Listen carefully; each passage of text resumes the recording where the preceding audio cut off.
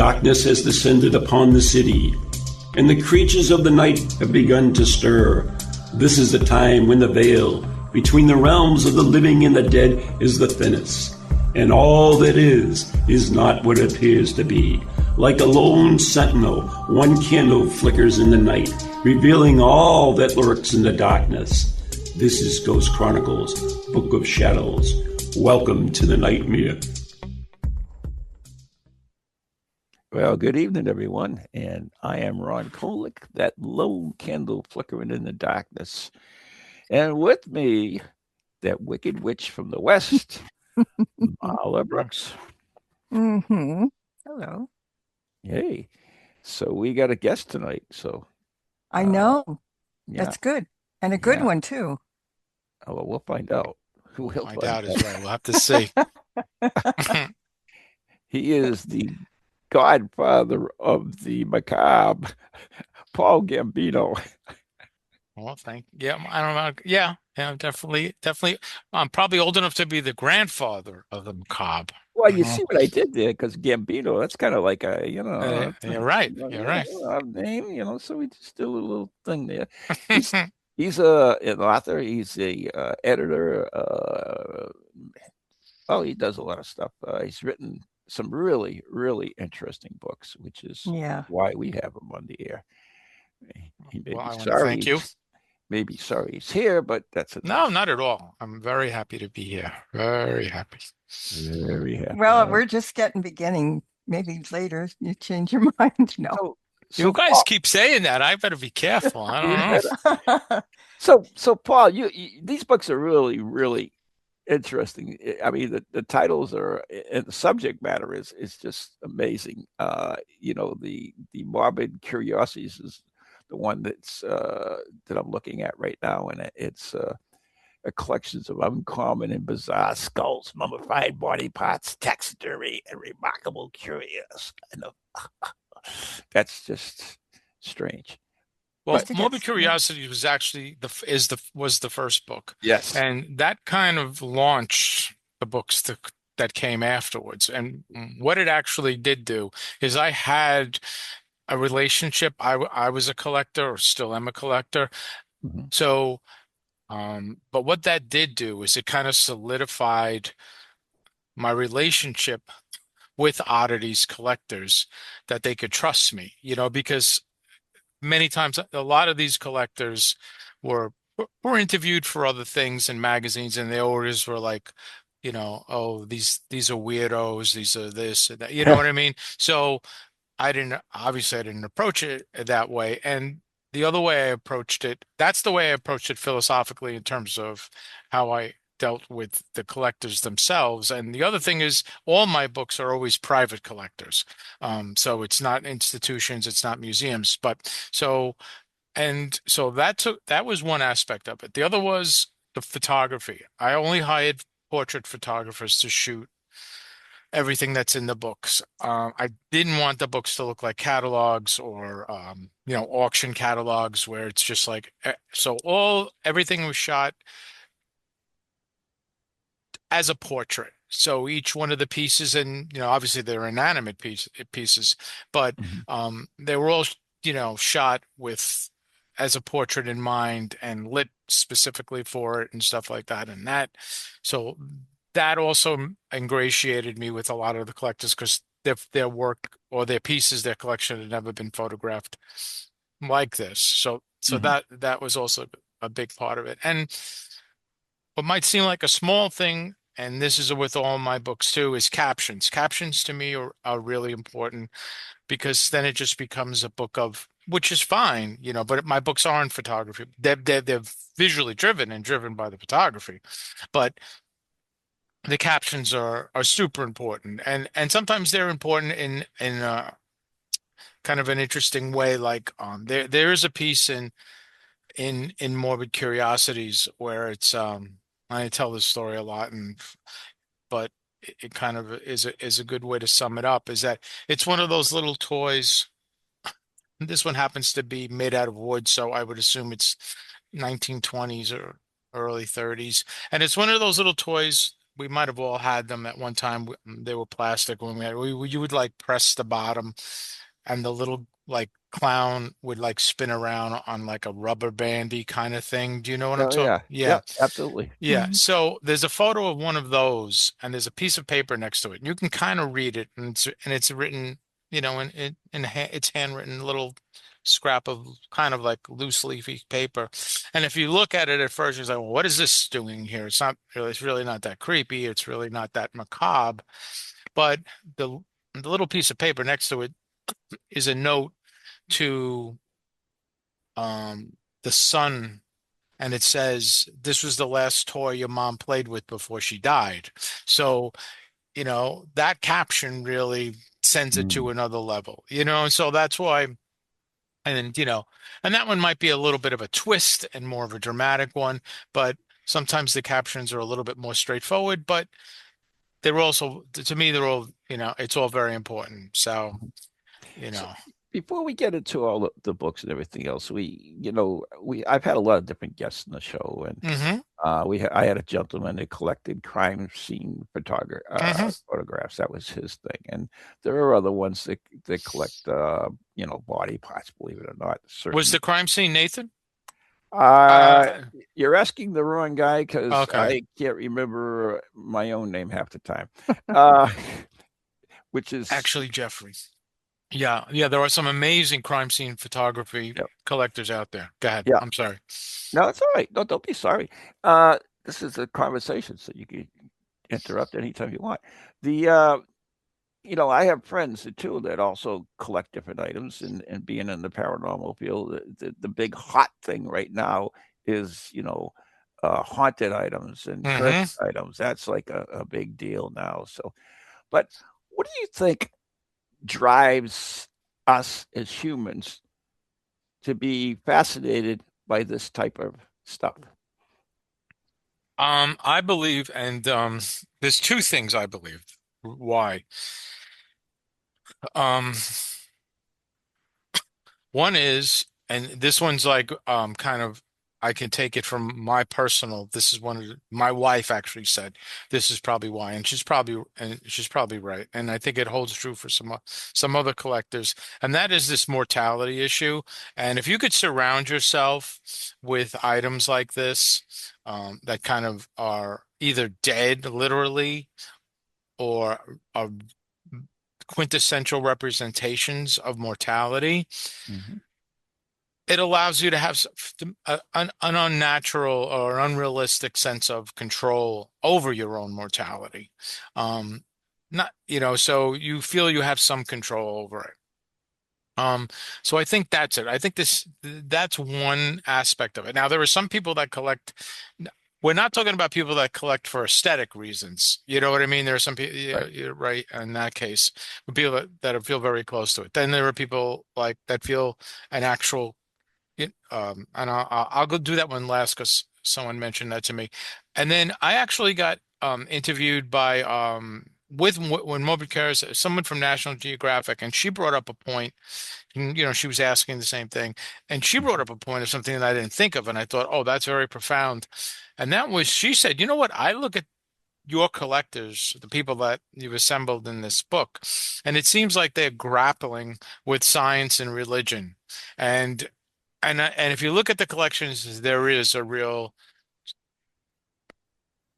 parallel between the two. So I think that's also it, Oh, like, that's interesting. like yeah, there, what to believe So, more. at which oh, okay, it's the concept of belief, whether you believe religion or science more.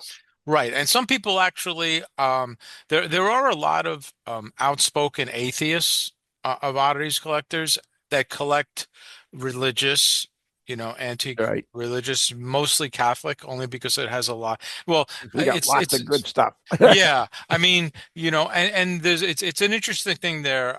I guess, and this is maybe because we're in the West, but although a lot of those collectors that collect antique Christian relics, like myself, but won't collect or almost, and I don't collect it as a mockery, but some people do collect it as like this is like a false god or false deity. But whereas the Mhm. Eastern religions, they'll collect those pieces and have a little bit more reverence for them, you know. And maybe that's just because they feel they're not, they don't know enough about it to make any kind of comment on it, which also leads me, So a you little know. afraid of it, are they? Well, it's a respect thing, I think. I mean, I guess you're aware of the big grave robbing issue in Pennsylvania right now, I assume, right? You saw the article.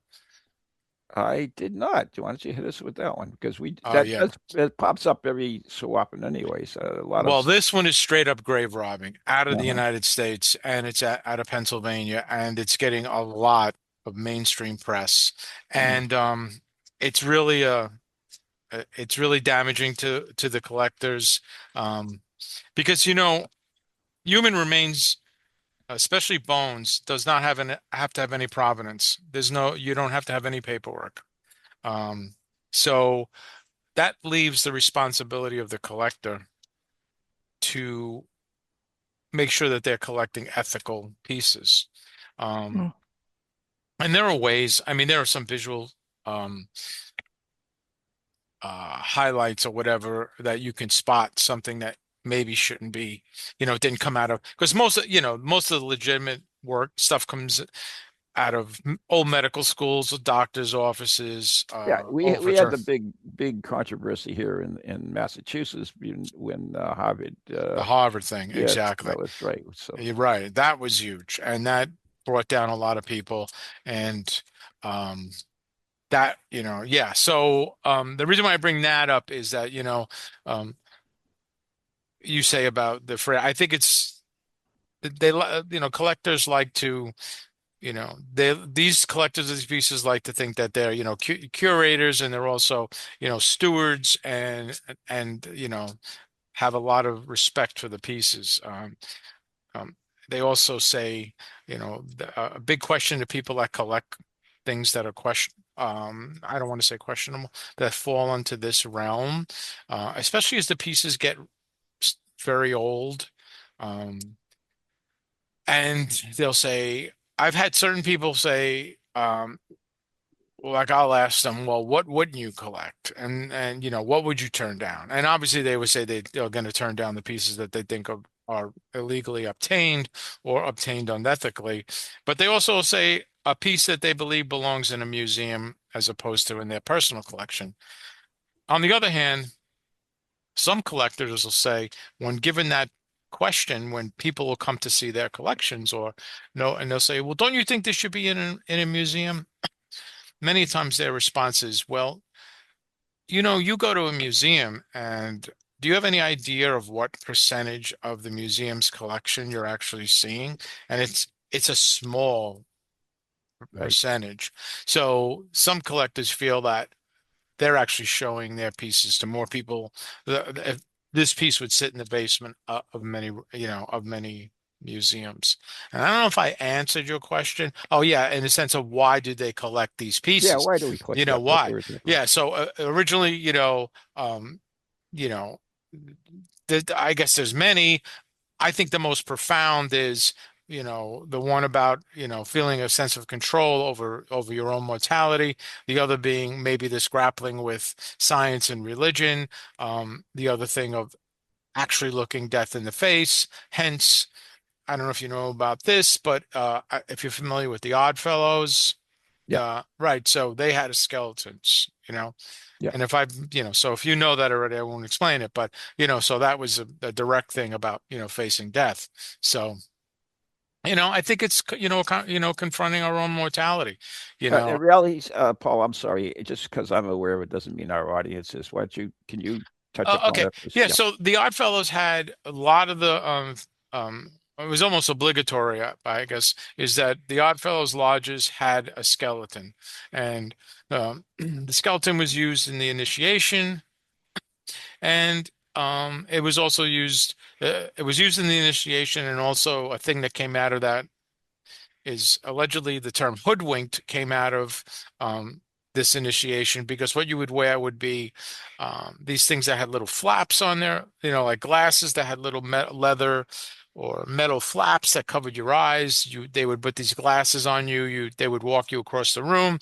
You'd stand in front of a skeleton. They'd flip the hoods up, and you'd be face to face with the skeleton. So that was part of it. So there are not countless, but there are plenty of Oddfellows skeletons that do pop up for sale. And so how did we get on that? Is that something you would collect? Oh, I have an Oddfellow. I do have an Oddfellow. Yeah, okay. I have an Oddfellow, and I actually have a funhouse skeleton, because sometimes some fun houses would actually have real skeletons in them, back in the 20s and stuff. And a lot of movies actually back in the 20s, it was cheaper to actually have a real skeleton. An interesting thing about the Oddfellows thing in Victorian era is when Queen Victoria not finally died, but when Queen Victoria died, she, the whole, hopefully, or a lot of people wanted to kind of lift that pall of doom off of Western Europe and the States, and the Oddfellows some lodges switched over to very realistic paper mache skeletons, and those are hard to come by, but they will pop up. So, and that was trying to turn our back on it being so macabre. So how big is All your right, collection, wait, Paul? I'm gonna. Yeah, you better get in here because I'll go on forever. Yeah, and you yell at me if I don't. Okay, so everybody knows I love backstories. So when did you get interested in the macabre and the bizarre, or how did you? Yeah. Personally, I grew up in my grandparents' home. And this is like super personal, but I believe this is what it is. So I grew up in my grandparents' home. My grandmother got very sick when I was about 10, and she was going to die. And she didn't die. At around 13, she got very sick. She was going to die. This happened all the way up till I was 30 years old, until she died. Wow. And so this constant fear of death, I think, was like really like in me, And living in my grandmother's house, she lived in a really cool old house, a lot of drawers, a lot of old credenzas and stuff like that. So to me, it didn't. Well, I'll put it this way: in my bedroom, which I do have now, in my bedroom, and I thought nothing of it. I had a life-size Saint Sebastian from a church in Little Italy with the arrows in it in a big, thing. So, and that wasn't creepy to me. And people were like, "This is the creepiest thing I ever." Oh, you know what? You have a photo of it. You see that Saint you made like that little thumbnail. Yep. You see that Saint Sebastian you put in there? Oh, it is. Okay. Yeah, that's life size. That's a life size Saint Sebastian, about 120 years old. That was in my bedroom as a child, and I never thought anything of it. I thought, so I think that was part of the thing, So, whereas, that's where my and then it segued. It segued from photography, where I would collect post-mortem photographs and stuff like that. Right. Other collectors will tell me that it's interesting you bring up to this. If you notice in the books, in all my books, Skulls, Gothic Living, Killer Collections, and Morbid, I try to balance it between male and female. Okay. And because people would assume, oh, this is a very male-dominated. I know that's an antiquated term, male and female, but for right now, we'll just use that. So there's there's a pretty equal male and female, and Evan, from that was on Oddities and had Obscura, Evan Michelson. She and when I would speak to her about it, she said, "Paul, this is what I believe," and I think she's right. She goes, "Men or male collectors, they grew up collecting baseball cards, stuff like that. Male collectors have to feel they have to complete a set, or they have to get as many of them as they can, or every example of it.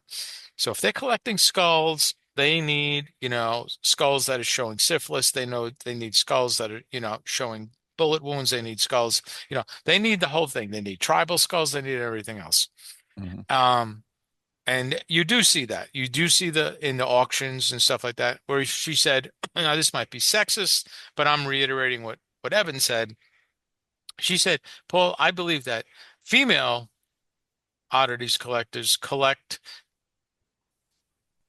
pieces and what they feel the collection is missing, as opposed to, oh, it's completing a set, So that's another different, I mean, that's another aspect of when you say, why do people collect what they collect? I think that has to come into it too. I think that might be a more of a universal thing that you can apply to the collecting aspect of it, as opposed to the motivation, because you'll ask 10 different collectors of oddities, and you'll probably get like five different ones. What's funny though is that the guy I had on with the crime scene, he told me that exact same thing that you just mentioned about difference between male and female. Interesting. Yeah, exact same thing. So the collection. So when you were talking about this, I knew about that. But if that is Jeff, who has an amazing postmortem, and his crime scene stuff is unbelievable. And it's funny, Jeff appears in Killer Collections. That's my book about people that collect true crime, dark artifacts, and Jeff, I once went to an estate sale in my neighborhood, and I go to this estate sale, and you know how sometimes you walk into one of those things and you're like, I know there's something here, there's something here that's cool. So I go into the living room. Underneath the coffee table, there's like one of these oversized landscapey photos of New York City detectives, maybe circa early 50s. All right, so I go, wow, this is awesome. So I take it. I go downstairs and then into the basement. The basement is covered. Yes. Did I tell you this story? Do you know this story? Because I know this story, which is weird. It's really weird. That's so weird. You haven't been on the show before, right? No. So you know how this ends, right? Yeah, but my guest though. Go ahead. But you know what? Jeff might have told you this story. Oh, okay. And I'll tell you why, because I'll be quick about it. So I go downstairs. All right, so you're assuming the guests don't know it, so I'll tell the complete story, but I'll tell it quick. I go downstairs. There's photography equipment all over the place, tons and tons of photography equipment, and there's downstairs these little round discs, like white porcelain discs with 0 to 9 on them, strewn all over the floor. I go by the tool set thing. I open up a drawer. There's a postmortem photograph there. I could tell it's postmortem, and it's a morgue shot because there's a little triangle underneath the guy's neck. So I know, all right, this is a morgue photo. And I find another one, and I could tell that there's been shotgun blast to the face, not blowing his face off, but this buckshot in his face. Right. But it's also 8.5, 11, very strange size. I grab these two. I go upstairs. I tell the lady, this is. I go. I like to have this and I like that. She goes, you. So I show her those two. She goes, you want these two? I say, yeah. So she says, well, I have 5 boxes of these. So I flip out. So I'm like, oh, this is going to be fantastic. I definitely want them. Blah blah blah. Takes me months and months to set up the deal. I go there, and she's right. In fact, there are 5 boxes of them, and these boxes are incredible, and the images in them are amazing, and they're all crime scene photos. This guy happens to be a crime scene photographer from that era.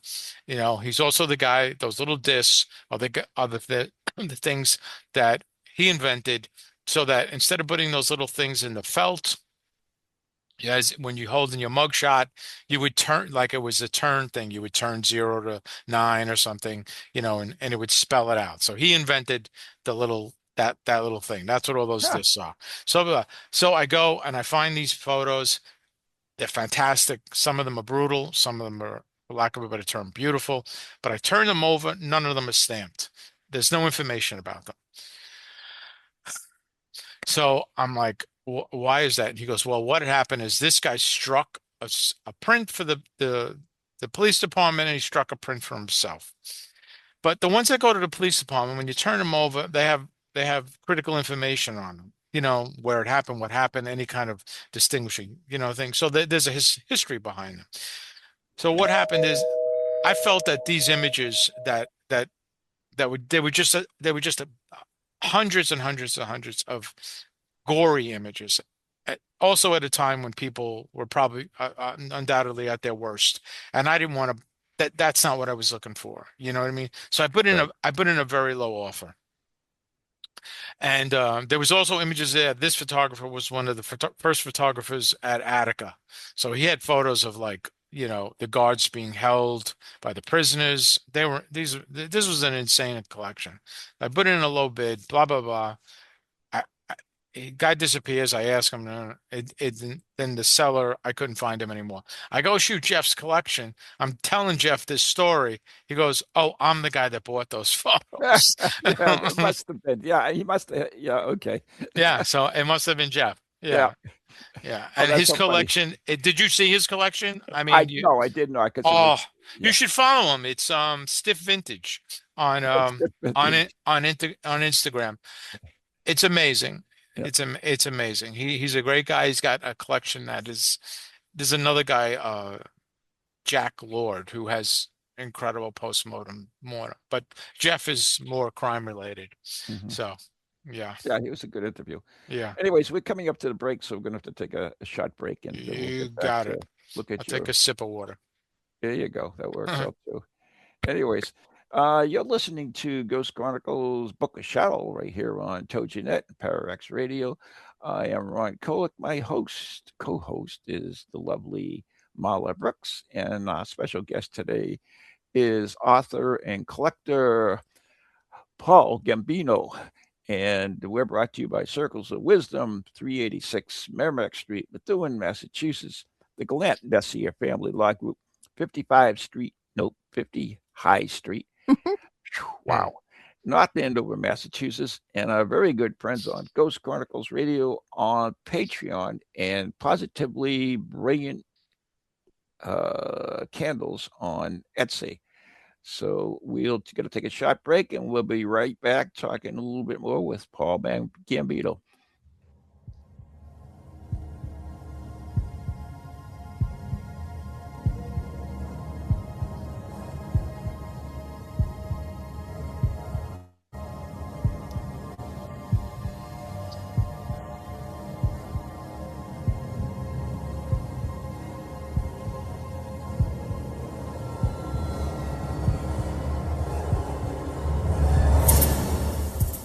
Do you have a paranormal event, book, or something else you want people to know about? Then why not advertise it on Ghost Chronicles Radio? With over 150,000 downloads a month, get your message out to an audience that's interested in the subject. We have a plan at a cost that fits your needs. For more information, contact Ron Kolick at anyghostproject@comcast.net or call 978-455-6678.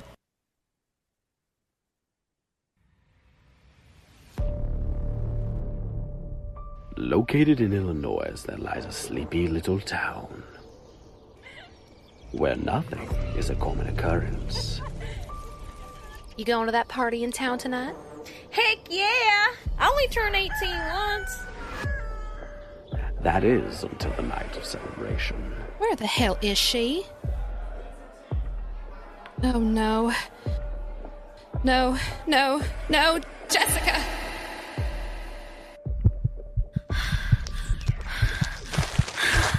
What's happening?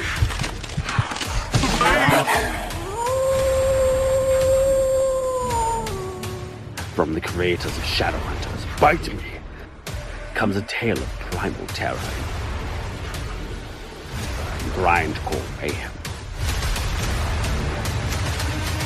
Shadowhunters, Kill, Jessica! Kill!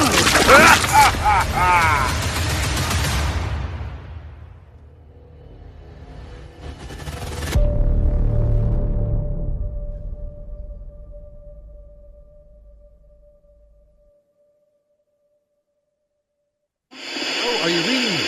Come in. Hello?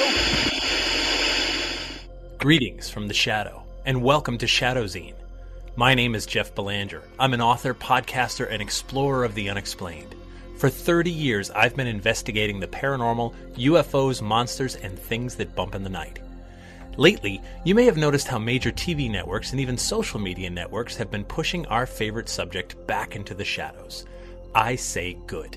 That's why I launched Shadowzine, a monthly underground publication that covers your favorite topics in depth by some of the leading writers and researchers out there. If you're looking for 30-second TikTok clips, go somewhere else. If you're ready for a deeper dive, put down your phone and pick up Shadowzine. You can't find it in stores. This is old school print. Head to shadowzine.com and be part of the underground revolution. That's shadowzine.com, and I'll see you in the shadow.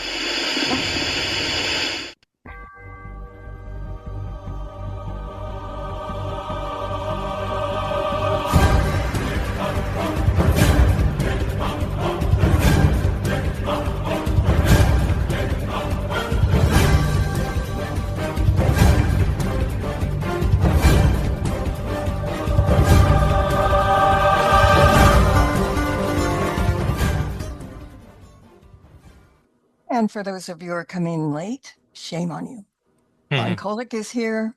I'm Marla Brooks, and our guest is Paul Gambino.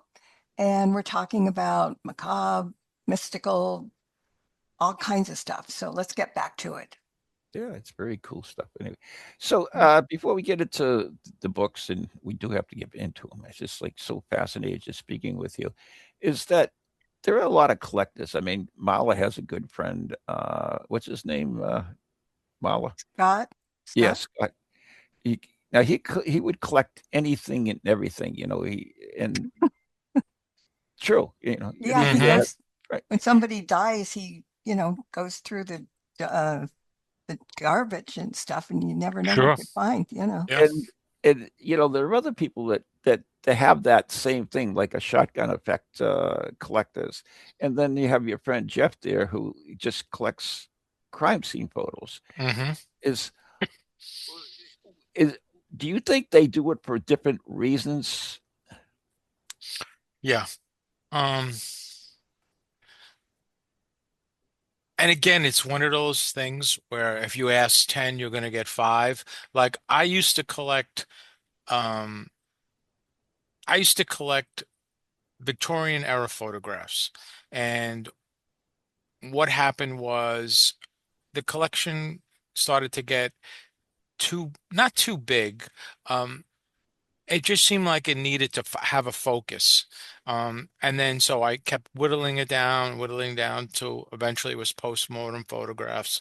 And then even further down to it being postmortem photographs of children. So it was a thing and it was,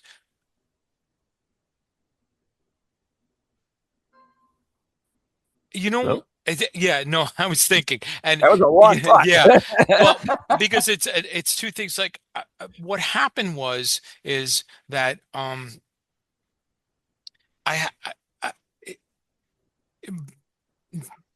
had to focus it down, and I don't know if that's because I am a collector for sure, but I've been able to enjoy and experience collecting on a much grander scale because I know so many collectors and I'm intimate with so many collectors and I photograph so many collectors and I go to these collections. So, I get to vicariously experience these collections. So that's one reason personally why I don't need this broader collection.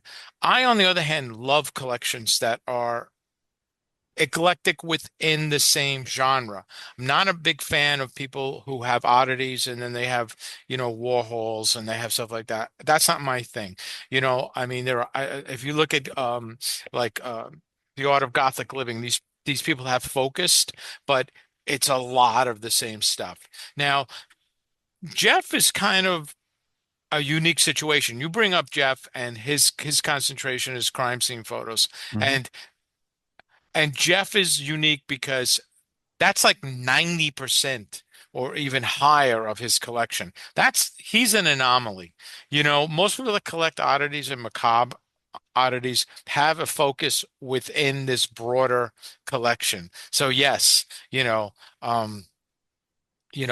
have a lot of different things, but human skulls will be there, the focus. And then let's say they're a human skull collector, tribal skulls will be the focus within it. But yeah, I couldn't say that I've come across Jeff is the only guy I know that's 1,000%, for best of my knowledge, of those kind of, that specific of a collection. That's a lot of discipline, and that's, he's also a graphic artist guy. That's his thing. So I'm sure that weighs into some of, the composition of the photos and stuff like that, subconsciously or consciously weighs into, why he's driven towards that, imagery. Flat. You do have people that do collect, like for instance, they definitely do like it'll be all what's the word for it? Can't just lost it. Jewelry and wreaths made out of hair right. of Yeah, deceased, that's true. Yeah. Which is big from Victorian age, right? Which is one of your books, right? Yeah, and you're also that she just died, the woman with the largest collection. Once again though, that you'll yes, but her collection, and then she turned it into a museum, and then she recently died. But I forget how many pieces it was. It was like 2,000 maybe or something, and it was Wow. But once again, that's not your average oddities collector. Okay. Those are the average oddities collector does go in multiple routes, and then sometimes it also comes down to finance. I mean, yeah, that's for sure. most oddities collectors, and there recently there's been an influx of shrunken heads. Shrunken heads were very hard to come by for a very long time. Heck, I could get it when you were kids, right? The little Yeah. So little rubber ones. Yeah. Yeah. Right, but real ones, I mean, and when I say real ones, they're real. There's very few that are not tourist made ones. Right. They're real shrunken heads, but they've never been used. They weren't lopped off in battle and wind up being in ceremonies, But so even those were very hard to come by for a while. Like I say, there were about 10 of them came onto the market recently, and the price came down, but the real Santas at 35,000. So sometimes I'd love to have a collection of shrunken heads, but sometimes it's just not feasible unless you're a very But I think you were asking more about the philosophical of what why people would collect specific things, and I like I say, I couldn't even tell you because I don't do that except for Skulls was an interesting book, and there were one or two people that concentrated on skulls in the book.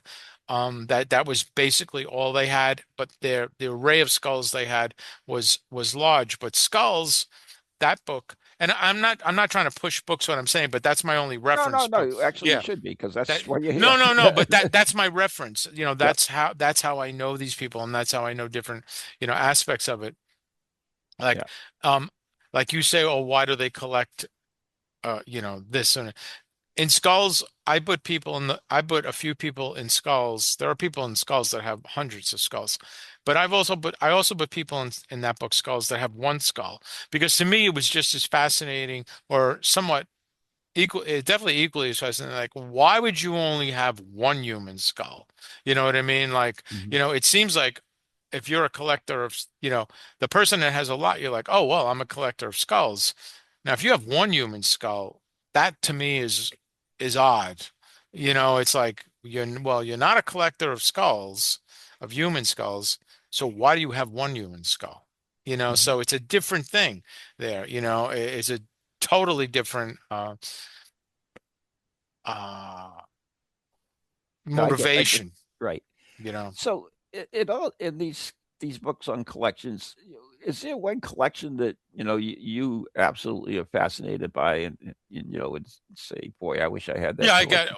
I got to tell you, it's Jeff. I mean, I love Jeff's collection. I'm a photography Mhm. guy too, so Oh, that makes sense. Yeah. Yeah, Jeff's is amazing, but there are so many amazing collections. Like, I mean, there's Ryan Matthew Cohen's in there, and I mean, Ryan's just keeps getting bigger and bigger, and Ryan has stuff that'll, it's museum quality. I mean, and some, Ryan bought out, a medical museum in Germany Oh, wow. from the 1800s of all wax, you know, uh, figures. I mean, that are all anatomically opened up and show everything Mhm. from a full body to venereal diseases, stuff. Amazing collections. He doesn't even have much of that left because he's gone on to others. He bought out a huge collection in Chicago, um of this guy that had a collection of the dead. That's amazing. So yeah, I've seen some really amazing collections. I'm not into the crime stuff. I'm not into as much, but I am fascinated Yeah. by that.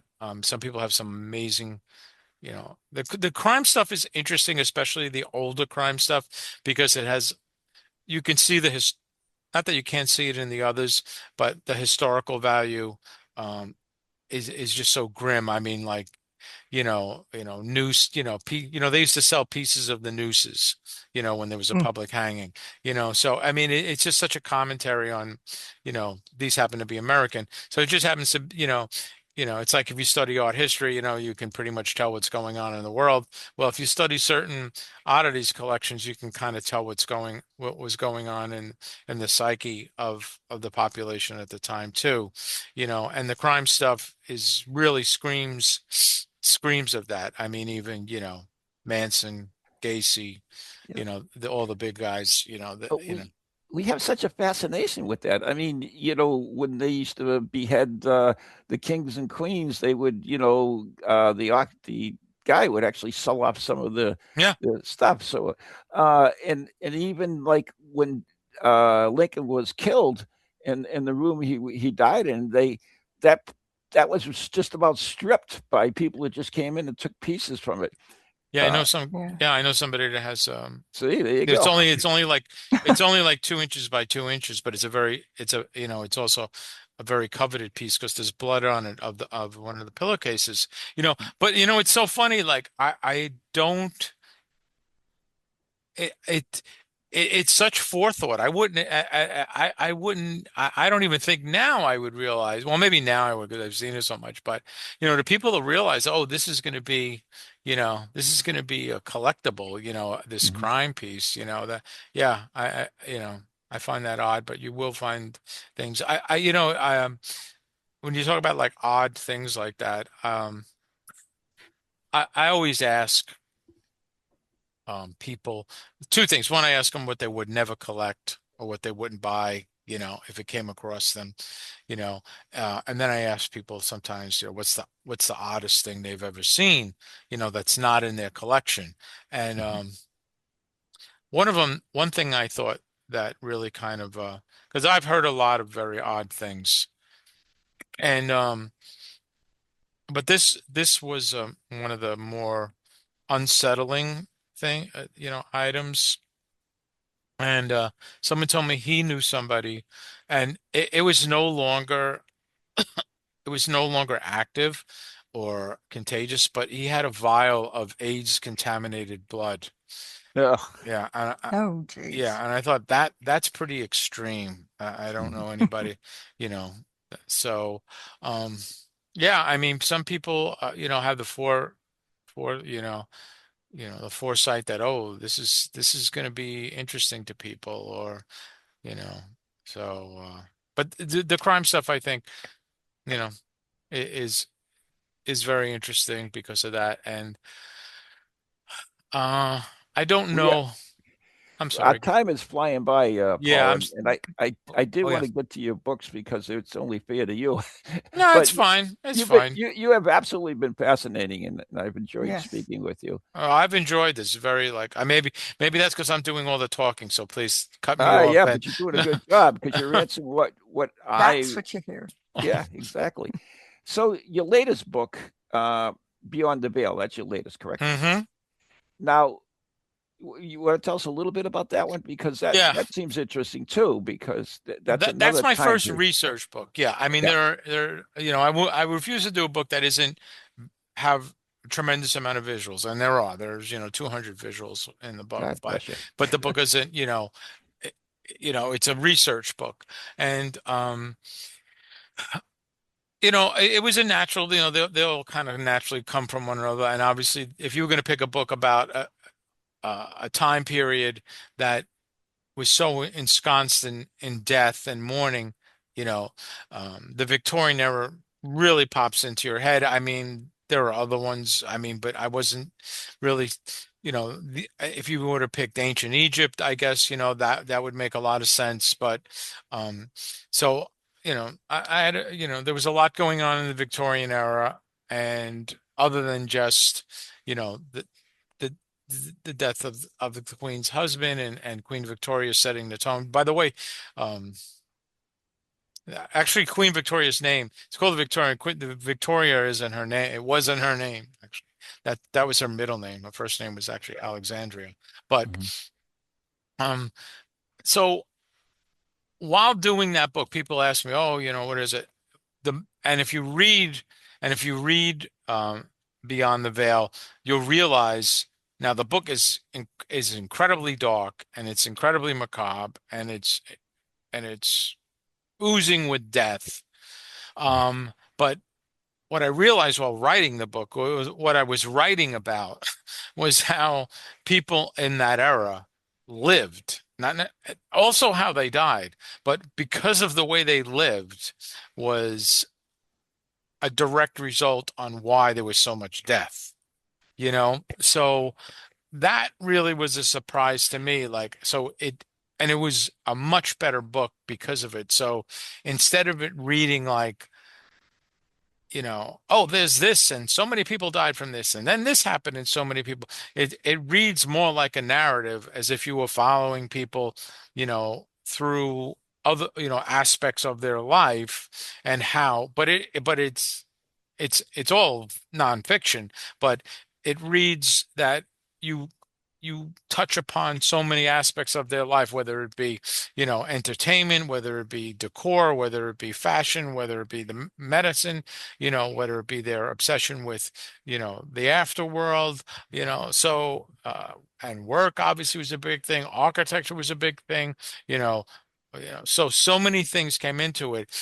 And it's so much about their, like I say, it's so much about their life, but their life, at least, and I'm sure you could have found a small section or a smaller section of Victorian era, whether it be England, Western Europe, or in the United States, that weren't as plagued by it. But if you talk about the cities, they were a hotbed of death, and all kinds, and the death also, it also was psychological.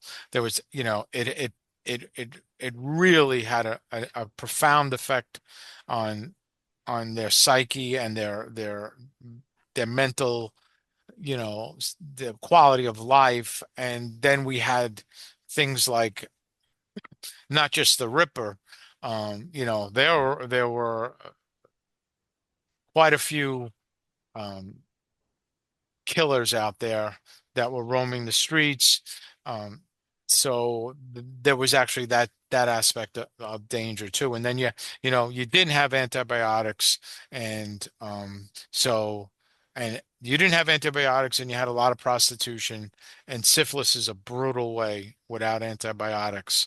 So that kind of like ruined that whole aspect of life. And then you had terrible, you know, you know, tuberculosis was wiping everyone out, and people don't realize now, luckily, the physical effects that tuberculosis has on your body in terms of, eating away certain parts of your body. A lot of people see images of people because syphilis attacks bone, and your nose and your face, and it'll just eat it away. TB did the same thing, and a lot of people will mistake illustrations and photographs of people ravaged by TB and say, "Oh, this person had syphilis." No, this person actually had TB. Not that people that were racked with syphilis. Did you see Frankenstein? The new one? Yeah, I have not. Sorry. yeah. There's some interesting things in that. One of the people in there has syphilis. And they talk about it, and if you know certain things about it, you know he's a master, and he makes a lot of subtle uh comments about Victorian life and the dangers of it, and unless you know about it, it's kind of like an inside joke. But there are some interesting, like there's a, like, I don't know if you're aware of this, but like green, green was a big color to come out in the Victorian era, and it was embraced by the Victorians that had money.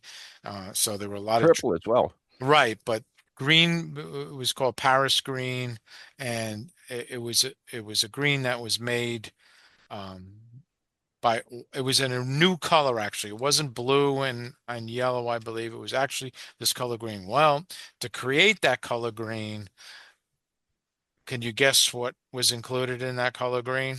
No Bile? idea. Arsenic. Oh, So people were getting really, really sick from women were getting sick from wearing green dresses. Green was like a very common color in paint and wallpaper. And, so there it was just so many things that were just so toxic in their world that they didn't know about, so like like sanitation, like you would think, oh, it's good to live next to a hospital, um because but the hospitals threw sawdust all over the floor. That was the only kind of like way for them to clean up all the bodily fluids that would seep out of all these TB and syphilis people and stuff, and they would shovel up the sawdust and throw it out in the back of the the uh the hotel. I mean the hospitals. And hospitals a lot of times were backed up by the black community. So not that black kids were notorious for any kid would be notorious for playing, and you know what I mean? So Right. there's all this biohazard stuff all over the place. So I mean, if you read Beyond the Veil, it's just like it's just one thing after another, but written in a way, and I'm not patting myself on the back, it just came out that way because it was, it thing it it's an interesting take on how it would be very difficult to avoid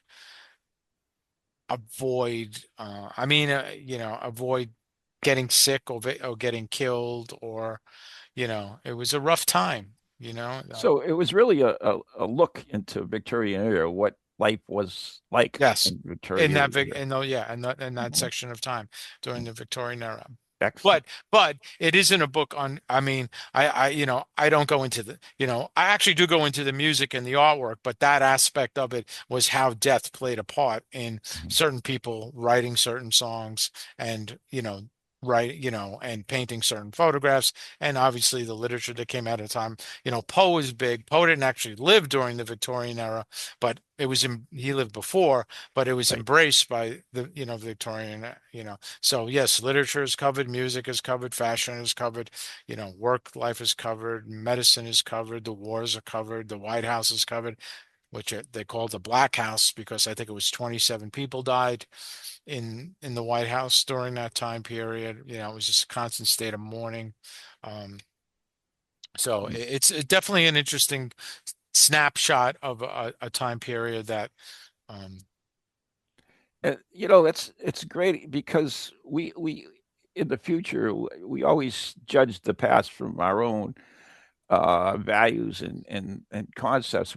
But we don't really understand the past because we don't really take the time to look at what was going on at the time and yeah. the mindset of the people that were going through it. Well, that's the beauty of literature and painting and the arts because it reflects it so. So if you don't want to, you know, if you don't want to belabor over, you know, history books, not I shouldn't say belabor.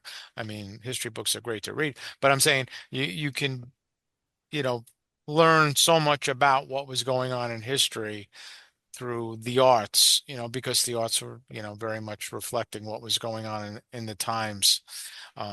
So, Unfortunately, Paul, we've run out of time. oh no, that's fine. But I got to tell you, this was one of the smoothest. I really enjoyed this. It was just once again, like I say, I feel like I dominated it. I oh feel no, bad that's that what I you did. were here for. That's what We you wanted to yeah. know. Okay, all right. Yeah. All right. And the interesting thing is, if people want to find out more about you and your books, Paul, where can they do that?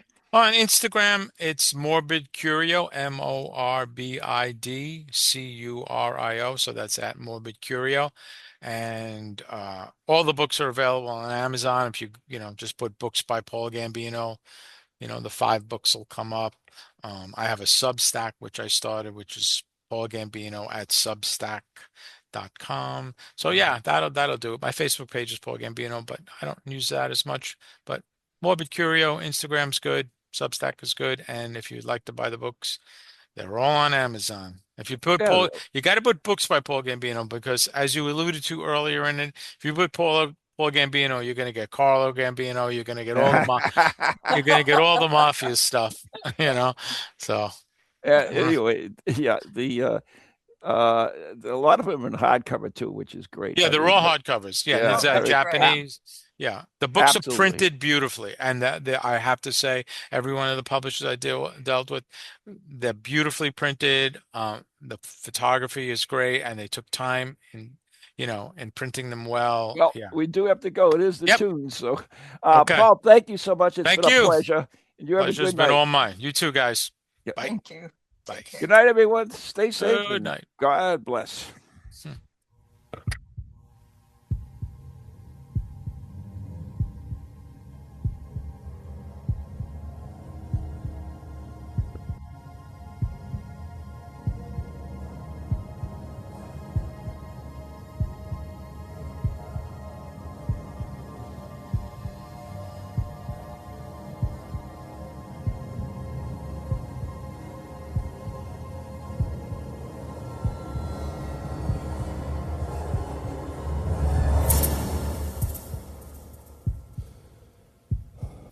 From ghoulies to ghosties, long-leggedy beasties, and things that go bump in the night. Deliver us, good Lord.